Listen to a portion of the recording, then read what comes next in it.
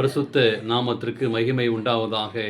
இந்த காலவேளை உங்கள் அனைவரையும் ஆண்டவராகிய இயேசு கிறிஸ்துவின் இன்ப நாமத்தில் அன்போடு வாழ்த்தி வரவேற்கிறேன். சங்கீதம் 102:27 நீரோ மாறாதவனாயிருக்கிறீர், உமது ஆண்டுகள் முடிந்து போவதில்லை. இந்த நாளின் செய்தியாக நிரந்தரமானவர். ஒரு பாடலை நாம் அநேகர் பாடுகிறார்கள். நிரந்தரம் நிரந்தரம் நீரே நிரந்தரம் என்று சொல்லி ஒரு அருமையான பாடல் பாடப்படுகிறார்கள். ஆனால் ஒரு மனித வாழ்க்கை நிரந்தரமற்றது என்பதை உணர வேண்டும். ஒரு குழந்தை பிறக்கிறது, அது வளர்ந்து பள்ளிக்கு நிலைக்கு மாறுகிறது. பின்னர் பள்ளி பருவம் மாறி கல்லூரிக்கு செல்லும் வாலிபை வயதை அடைந்துவிடுகிறார்கள். கல்லூரி பருவம் எல்லோருக்கும் ஒரு பிடித்த பருவம், குறும்புகளை செய்ய துடிக்கக்கூடிய ஒரு பருவம். ஆனால் அந்த பருவமும் நிரந்தரம் அல்ல. அதற்கு பின் திருமண வயதை அடைந்து திருமணுக்கு செல்கிறார்கள்.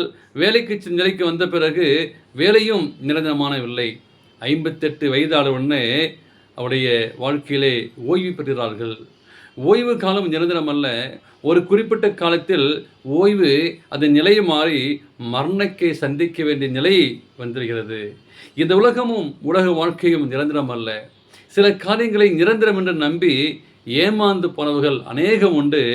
வேதத்தில் நாம் பார்க்கிறோம். அவரது வாழ்க்கை நமக்கு ஒரு பாடம். லோத்து செழிப்பான நீர்வளம் உள்ள சமமான பூமியை அவன் தெரிந்து கொண்டான்.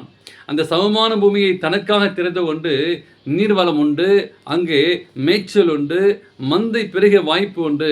அது கர்த்தரின் தோட்டத்தில் போல் இருந்தது. ஆனால் நிலைமை என்னவாயிற்று?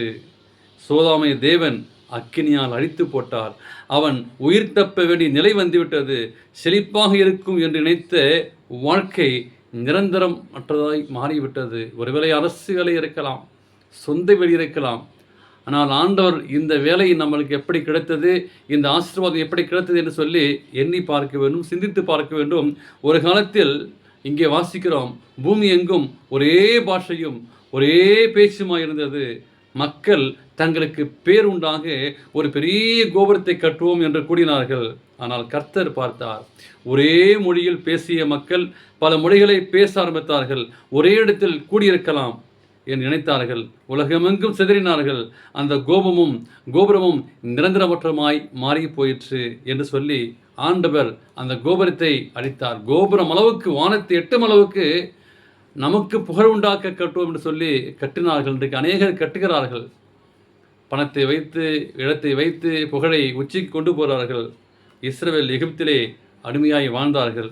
ஆனால் எகிப்தியருக்கு இஸ்ரவேல் எப்பொழுதும் அடிமைகள் என மனக்கஷ்டத்துடன் அங்கே பார்வோன் இருந்தான்.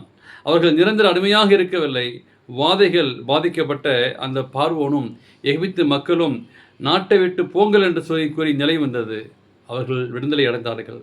நம் வீடு, நம் உறவுகள், நம் வேலை, நம் சொத்து எவ்வளவும் நமக்கு நிரந்தரம் அல்ல என்று அப்போஸ்தலர் பவுல் ரோமர் 6:23 பவுல் கூறுகிறார்.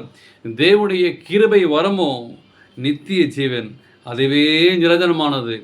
தேவன் ஒருவரே நிரந்தரமானவர். உலகத்திலே நீங்கள் பார்க்கக்கூடிய எல்லாம் நிரந்தரமற்றது என்பதை நீங்கள் இந்த காலவேளை அறிந்து கொள்ளுங்கள். தேவன் தாமே உங்களை ஆசீர்வதிப்பாராக. ஆமேன்.